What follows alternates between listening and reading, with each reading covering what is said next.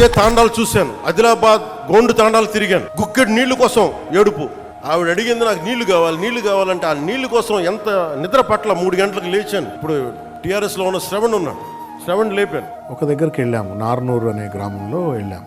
బిందెలు ఇట్లా లైన్లో పెట్టుకున్నారు, వాళ్ళు కొట్టుకోవాలా, బిందెలు నీళ్ళు తీసుకుని వెళ్ళిపోవాలా. అక్కడ ఒక వృద్ధురాలు పాపం బ్లైండ్, పుట్టుగుడ్డు, గిన్నె పట్టుకొని వచ్చి కూర్చుంది అక్కడ, ఏడుస్తూ ఉంది. దాన్ని నెట్టేస్తూ ఉన్నారు, ఆ ముసలాం ఆవిడ నెట్టేస్తూ ఉన్నారు, ఎవరు రాణిస్తున్నారు గొడవ. పోయి చూసినాము. చూసిన తర్వాత నైట్ ఇంటికి వెళ్ళి అంత తిరిగాము, వెళ్ళిపోయాం. తెల్లారుదామని అరౌండ్ 4 నాక్ ద డోర్. తలవి ఇంత పుట్టుదల ఎవరు కొడుతుండ్రు అంటే కళ్యాణ్ గారు.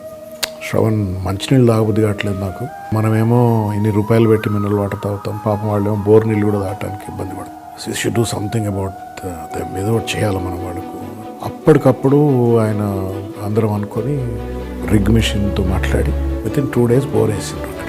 గమ్మత్ ఏంటంటే కొన్ని 100 బోర్లు వేసిండ్రట అక్కడ, సక్సెస్ కాలేదు. కానీ ఆయన పేరు మీద మరి అది ఏమైందో, ఆయన పెట్టిన బోర్ మాత్రం సక్సెస్ అయింది, నీళ్లు పడ్డాయి. ఆ రోజున ఒక బోర్ వేస్తే నీళ్లు తేగలిగాం. అదే మదనపడి ఈ రోజున అమరజీవి జలధార ఒక దాదాపు 1 కోటి మందికి పైగా దాహం తీర్చదు. ఇంటెన్సిటీ ఒకటే, థాట్ ఒకటే. ఆ రోజు ఒక చిన్న గ్రామానికి చేసాం, ఈ రోజు కొన్ని ప్రాంతాలకు చేస్తున్నాం. సో దీన్ని బట్టి మీరు అర్థం చేసుకోండి, మనసు మారలేదు ఎప్పుడు.